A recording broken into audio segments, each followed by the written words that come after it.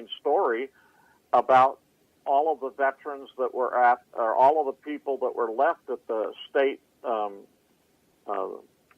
mental home, which was the One Flew Over the Cuckoo's Nest home, and they had over 3,500 people that were from 1891 to 1971 that were on the shelf. And if you look at our website, you'll see cans and canisters. Those are pictures from that Pulitzer Prize-winning story that showed that not just veterans, but people were being left and abandoned and unclaimed by families now. And so that made me say that this was not a local problem.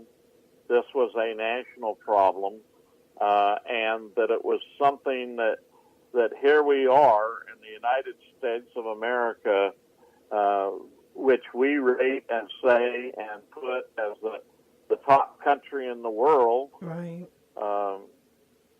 And yet we had something like a skeleton in our closet that nothing was ever done after a veteran came back and survived the war. And I kind of place veterans in four categories. The first category is a veteran that went to war and was missing in action or KIA. Okay. And we do everything in the world to try to help them, solve them, get them back, get them buried. They're still doing it now for people they find out of JPAC in Hawaii. And so we're still finding those guys. The next guy is the, well, I started that wrong. That first is the KIAs, the guys that were killed in action. Then you have the MIAs and the POWs, and those are missing, and we're still looking for those. So there's a process inside. The third category is those that came back and were very successful in life. And then you have the last category of veterans, that somebody that was severely hurt by the war, mentally or physically, and they ended up being disenfranchised, had PTSD, had other stuff going on, and so they're forgotten. And they're forgotten for a number of reasons. And one of them is that at this day and age, some people don't want to pay. Some people say the guy was, excuse the French, was an asshole, and we don't want nothing to do with him. Mm-hmm. And so, okay. What happened was somebody was trying to beep in on the phone, so that's no problem. Me. but anyway, that's the categories of stuff. And so the problem is those that survived and came back but couldn't resettle or have problems, or you hear all the stories about the VA. These guys would end up passing and nobody wanted anything to do with them. In some cases, it's something like a remote niece or remote somebody and they didn't want to pay. Or in some cases, he was a jerk. Or in some cases, they didn't even know. They were found a homeless and indigent under a bridge or something, and the police had an ID, but that's the extent of it. And so nobody was taking care of those people. You go to even the lowest third world country, and in some cases, if somebody passes, everybody is buried within 3 days, to one extreme, to something in between that. But not in America. That's just there is insane. No laws that say go to the funeral home and find anything out, or even research that they are a veteran. Okay, so here's the thing. My next question is this. So you were touched, you started a movement, you incorporated so it could go national. How does the process work for our listeners? Can you explain the logistics of the operation? Well, the logistics turned out to be that, one, because there was no laws, when I incorporated as a 501c3, we didn't make this to be like any other veterans organization. The first thing we did was incorporate solely with the sole mission of finding, identifying, and interring all veterans and their dependents. Now, the last part is very important. If you're the wife of a veteran, you're eligible under Title 38 to be buried as well. And if you're a dependent child, let's say you had a child with autism or with something that needed care, the VA would continue to pay you for that child as a dependent, and they're also authorized burial at a VA cemetery.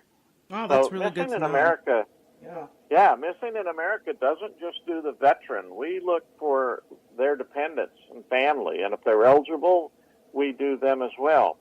And so what we had to do was, with no laws in each state had to have a coordinator that then learned the laws of each state and went into each state based on what they have, and we have to call on funeral homes, call on crematoriums and morgues, in some cases cemeteries, and we ask them to provide us a list of names and Social Security numbers that's required by the VA to identify them. So we physically have to go do some of this. It's now evolved a little bit in where they can provide us a list. And then we made an agreement with the Department of Veterans Affairs for their National Verification Office and Scheduling Office in Jefferson Barracks, Missouri, to let us input with a direct input, just like we were a county morgue or something.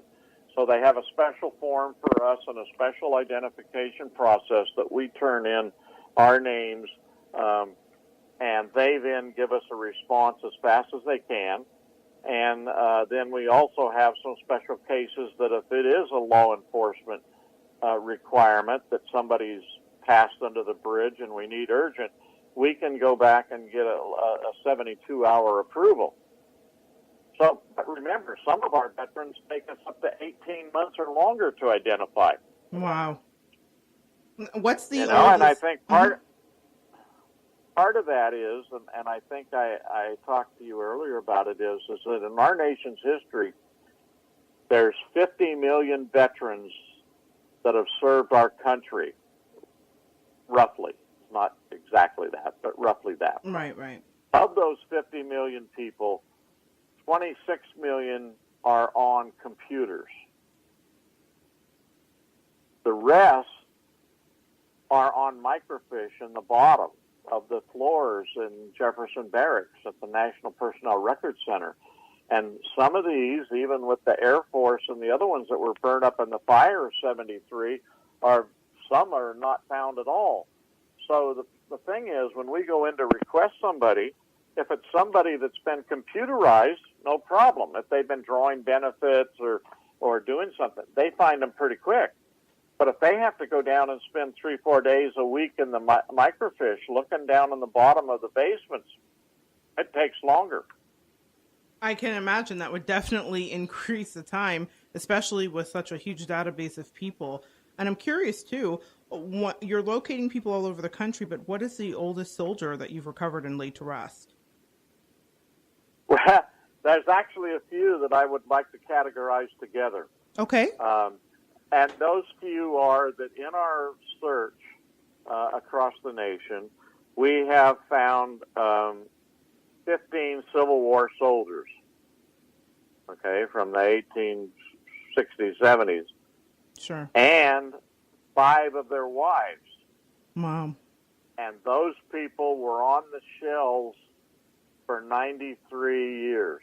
It's incredible. They stayed on a shelf for 93 years.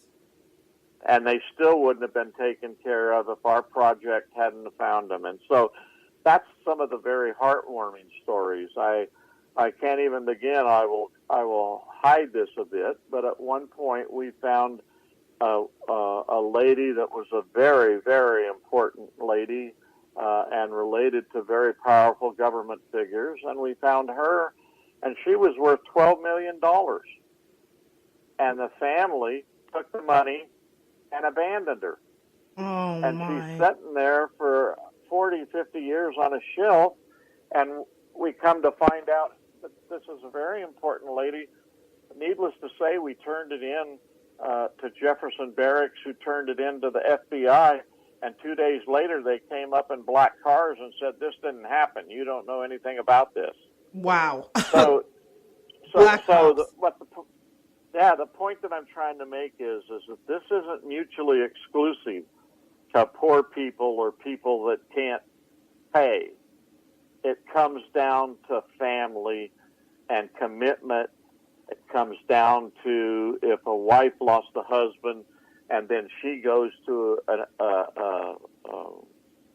assisted living facility, or the husband, and they say, keep him here, we're going to come back and get him. It's something as simple as not going back. We had one lady that we found in Michigan, and we went to her and we said, ma'am, what's the story with your husband?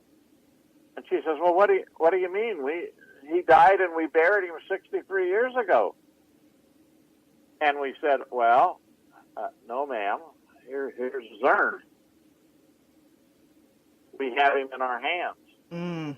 And you see, the point was the family thought because they left it at the funeral home, but they didn't give disposition instructions on what to do with him, he never got buried. And she's this whole time thinking it had been taken care of for this many years. She thinks it taken care of. You know, we haven't had another case where the guy died and he requested to be dumped in his local river. Well, we go in and investigate and find it. Lo and behold, I'm holding him in my hands and talking to the family on the phone, and they're saying, no, he's buried out in the river, and for the last 10 years, we've been going and having a picnic every year where he's buried at. Oh, my goodness. And yet he wasn't wasn't there. And this is all due to your investigative work and your team. And we're in the interest of time, I'm gonna kind of speed us along here because I definitely want to get this out there. I want you to tell us about this amazing thing that you had happen by getting the Veterans Burial with Dignity Act passed. Can you tell us a little bit about that? And then my next question after that is about your escorts and the volunteers so that people can understand what they do and how they can get involved in helping. So can you first tell us about the act that you got passed and signed by Obama?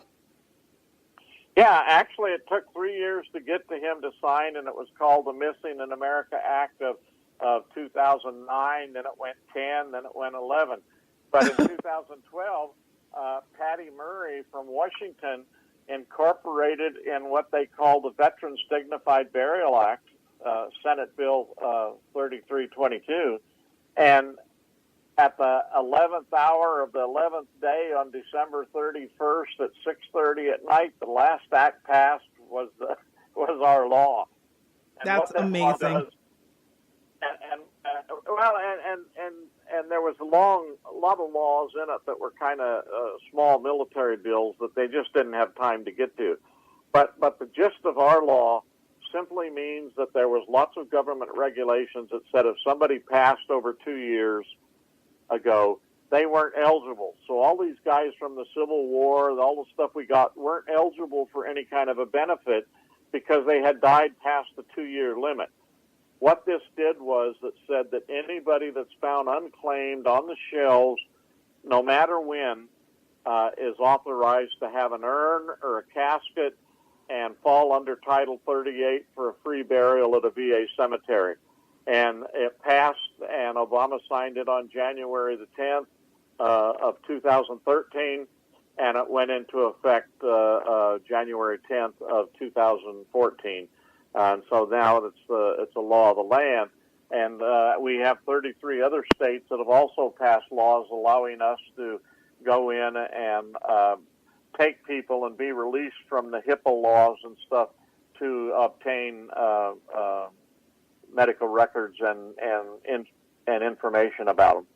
That's amazing, guys. So one person with an idea, with a drive and a longing in his heart to see veterans treated properly, changed a law and helped a law to be enacted in our country that will stand for time, we hope, where these veterans will finally be able to get what they deserve, which is the proper burial. And by freeing up a little bit of the bureaucracies that surrounded it, Fred has enabled that process to run a little bit more smoothly. So I want to quickly get to the fact that your volunteers and escorts are 100% just working mostly from